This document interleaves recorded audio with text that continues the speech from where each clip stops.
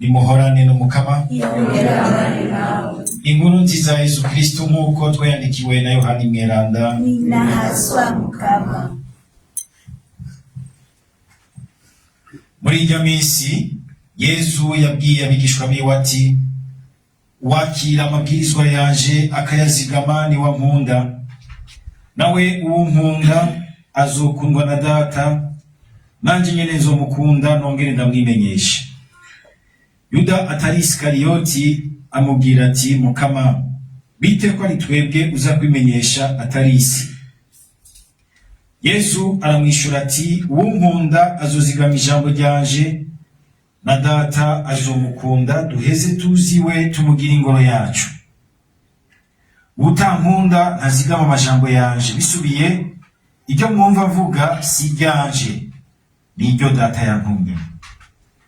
Ibyo ndababwiye tukiri kumwe, ariko wa Mutabazi Mutima Mweranda Data azorungika ku izina ryanje, niwe azobigisha byose, yongera bibutse ibyo nababwiye byose. Dushimagize iyi nkuru nziza ya Kristo.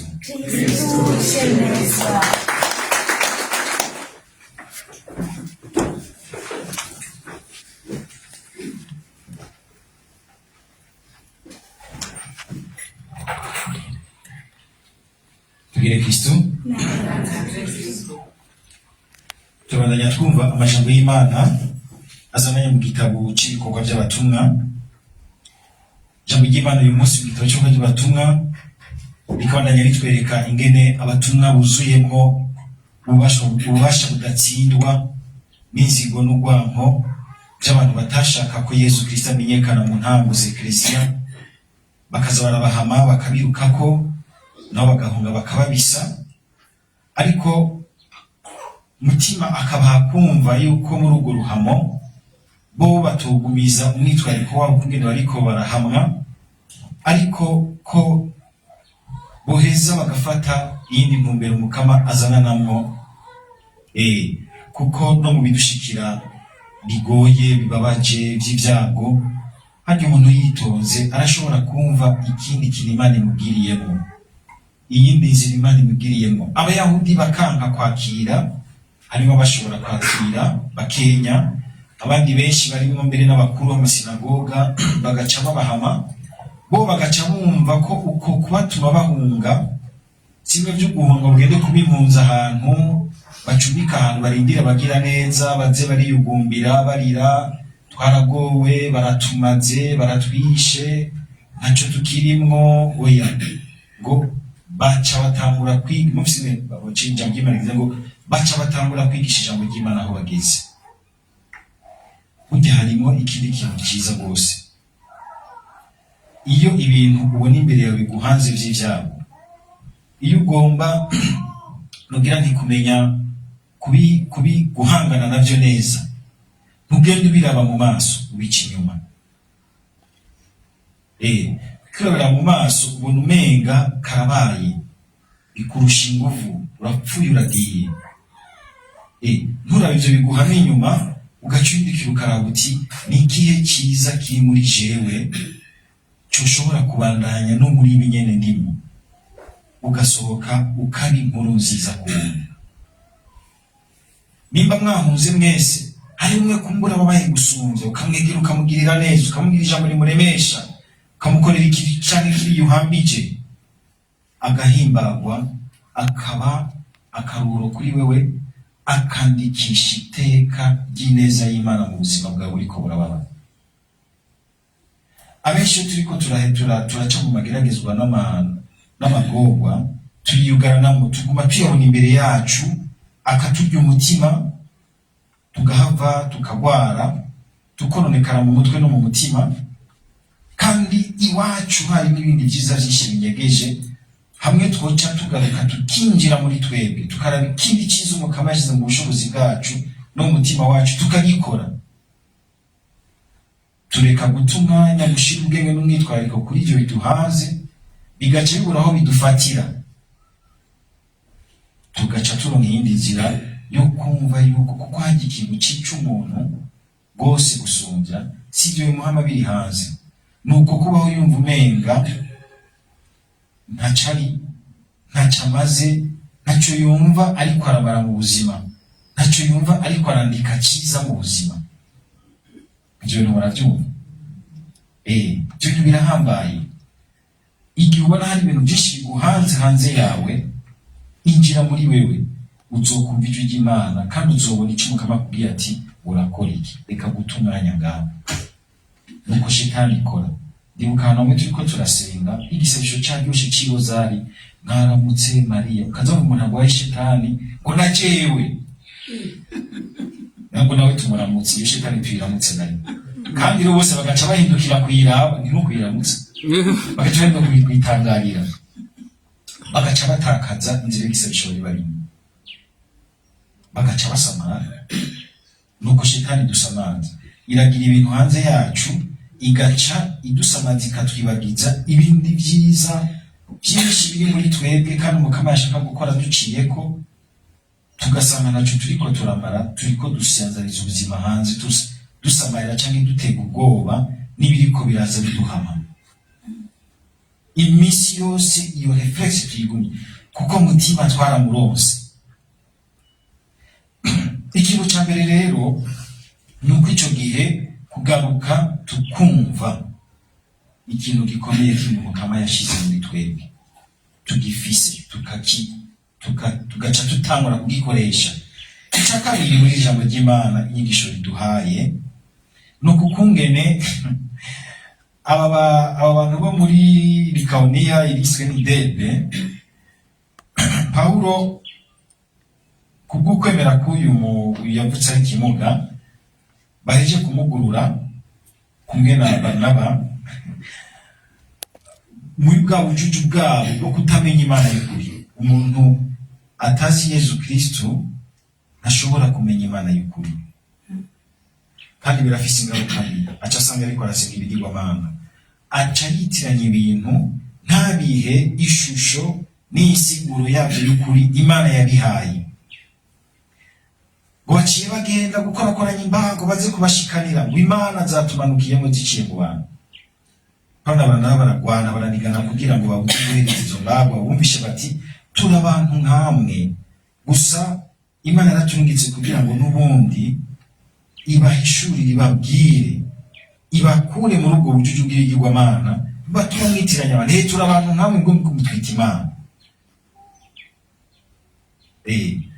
Ubujuju bwa mbere buri ngaho. Ubujuju bwa mbere si ukutamenya kimwe guteranya kimwe ingana bibiri, nacyo nyene biri mu bujuju, mugabo hari ubujuju bundi buri ku rugero rusumbirije. Gusanga utamenya kwita ikintu uko cyitwa, kugiha insiguro Imana yagihaye, kubona umuntu ukamwakira nk'umuntu uko Imana yamugize. Si shetani kandi si n'Imana, n'umuntu. Mbere n'ukugiriye neza ugakura mu bande bwo kumva uti ni Imana by'ukuri se Mukama wacu Yesu Kristo, ni Yesu Kristo angiriye neza aciye kuri uyo muntu. Si wo gupfukamirwa, no gupfukamira Imana. Sinzi nimba n'umugani w'Abashinwa bagira bati ikijuju ucereka n'urutoki, inyenyeri kaguma kirabagwa rutoki, hakura binyenyeri uri kuracereka. Baberetse ububasha bwa Yesu Kristo, ariko baguma babona abo nyene babuberetse, nibo baje guhereza. Ubujuju bwa mbere nubwo kutamenya guha agaciro ko by'ukuri umuntu n'ibintu uko Imana yabishatse. Ivyo rero ushobora kubimenya neza utamenye Yesu Kristo, kuko burya Imana yarabonye iki abantu naho norara ndabigisha nkabumvikira abahanuzi bihariya mu ijuru, ntibopfa bumvise neza ico bari, ico jewe Imana yabo ndi n'ico nabo nyene bari.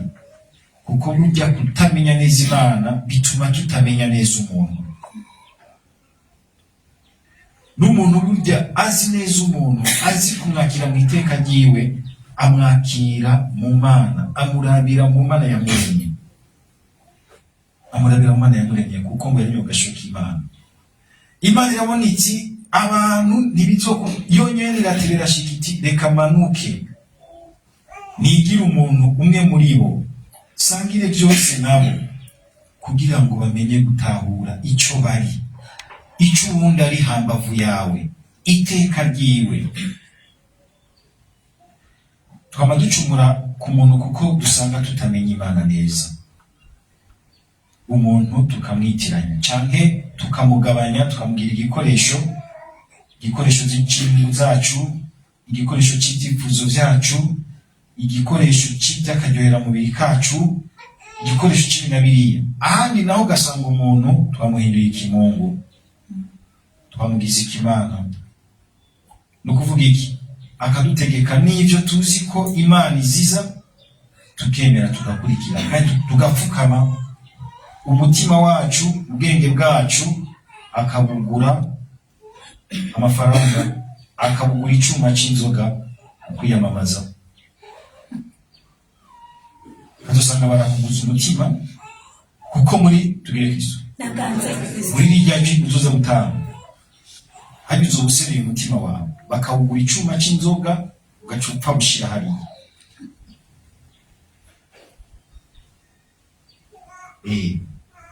Ugasanga umuntu wamugize ikimungu akagutegeka kutaja kuninahaza Imana, ukaninahaza we no kwirigwiruka inyuma yiwe canke akaguha amafaranga, ugasanga ntumenye Imana y'ukuri. Kutamenya Imana y'ukuri bigisoro n'ubwo buryo buri rero. Canke ugasanga umuntu nkawe umwita ikimungu, canke ugasanga umuntu nkawe umugira nk'ikintu c'igikoresho. Hari abagabo benshi hambavu y'abagore banyu ntimuramenya Imana, ko abagore banyu mubagira nk'ibikoresho mutunze muhira. Hari abagore benshi hambavu y'abagabo banyu mutaramenya Imana, kuko mubahindura ibanki. Zana amahera, umwanya wose n'amahera. Ushobora gusanga hari abagabo bari mu busuma biba bakabesha kubera abagore babo. Abasore ugasanga muri hambavu y'abigeme, mugabo ntimuramenya Imana, muri mukigwamana cy'ubusambanyi. Canke n'abigeme gutyo nyene, ugasanga n'ibigirwamana burya ni ikintu kidutwara isiguro y'ubuzima bwacu, kikadutwara intumbero ukuri kw'ico Imana yadushizemo kandi yashize mu bintu. Tugaca dusanga turi ibijuju, turiko tubaho nk'ibijuju. Kuko ubwenge nyakuri bwa mbere n'ubwenge bw'ubuzima bwo kumenya kwita ikintu uko kiri vy'ukuri, hanyuma ugaheza ukamenya nawe mukuri ingene utegerezwa guhagarara imbere yacu n'imbere y'Imana. Paulo rero kuko bamaze kwakirwa kuri kw'Imana na Baranaba, baraheza bakabona kugira ngo babumvishe bati turi abantu nkamwe. Ikindi kijuju, iki kijuju gishobora kwibaza kiti kirahambaye cabaye ikimungu. Hari ibijuju byinshi biri ngaho ku marezo sosio byita ibipastori, ibijuju byinshi byiyita mbeba bitabiki ibidadi bisengwa, bikaryoherwa nuko vy'abayipfukamiza abantu imbere yavyo, bakabahindura ibijuju bakabuza ico bimarira. Ni ukuvuga yuko ababona yuko umenga yabaye nk'usubiriye Imana, ntabone yuko imbere y'abo bantu b'Imana ahubwo ategerezwa kugira ubwoba bw'uko azobazwa ivyo ariko arabashiramo. Ubwo ariko bashiramo ubwenge bw'Imana, ariko bashiramo guhagarara mu gihagararo koko c'abana b'Imana. Paulo na Baranaba kuko bazi Imana bakiriye, ibaze nk'ubu iyo abari nk'ababa badadi bo ku marezo sosio, Paulo na Baranaba baje kubashikanira imbago, baca bagira bati aho bashashikana. Haleluya. Tubagire donc bari imbago mu dusenge. Mugabo ngo baragwana kugira ngo babatumbereze ku Mana y'ukuri. Kugwana kugira ngo umuntu wese dushobore kumutumbereza ku Mana y'ukuri. Niyo ushobora kubona umuntu ashobora kugomba kwihorationa kuri wewe, akagomba kwinjira muri rationale mu buryo ubona umenga gufata nk'ikintu cy'ikimungu, ukagwana kugira ngo umubishe uti oyaye naba hariya. Naba hariya naje kugira ngo ubone Imana Sinuje kugira ngo ndakuzure wewe, sije sinigezwa kukuzura. Ni Yesu ategerezwa kukuzura, umutima akakuzura, ukumva ko ndi umuntu nkawe. Kandi hari n'inkuru nziza nuko tuticaye ngo tuyumvirize. Kwiyakira nk'umuntu aho Imana yaguteretse, mu kuri yagushizemo kose, ni inkuru nziza iryoshe cyane. Kutigira ikimungu, ariko kandi kutigira igikoresho bayoza ivu. Hano abandi baza mu kwicisha bugufi, akagomba kwigira ikintu cy'igitebo bayoza ivu. Oya, naho nyene sivyo. Kuguma mu kibanza cawe kuko wamenye uwaguhaye ico kibanza kandi akakiguha mu rukundo, gushikaho yemera gutanga umwana wiwe agasesa amaraso ku bwawe, kugira ngo ntiwigere utakaza iteka ryawe. Aho rero uriko uramenya Yesu, kuko usigara ubuzima bwawe umva ko burangukira muri arya amajambo y'Imana, ukazumviriza iteka ryawe muri arya amajambo cumi y'Imana. Umuntu aca hambavu y'amabwirizwa aba ariko arata iteka ryiwe. Cakubigirana amayeri yose, wibaza uti ntawakubonye ntawagufashe, nta nacagukomyakomye, warayishije ku yawe, byose wabigize neza hamya, ariko hari ahantu utakaje iteka ryawe. Impera n'imperuka hari ikintu gitakaye c'iteka ryawe n'agaciro kawe imbere y'Imana. Nguyo nagerageza kugwana akayazigama, Yesu akaza akabana nawe, Data akabana nawe, na Mutima Mweranda akamubamwo, akaza aramuhishuka n'ibindi vyinshi atopfuye amenye, akiriko aritiranya ibintu mu bujuju bw'isi, mu bigirwamana vy'isi.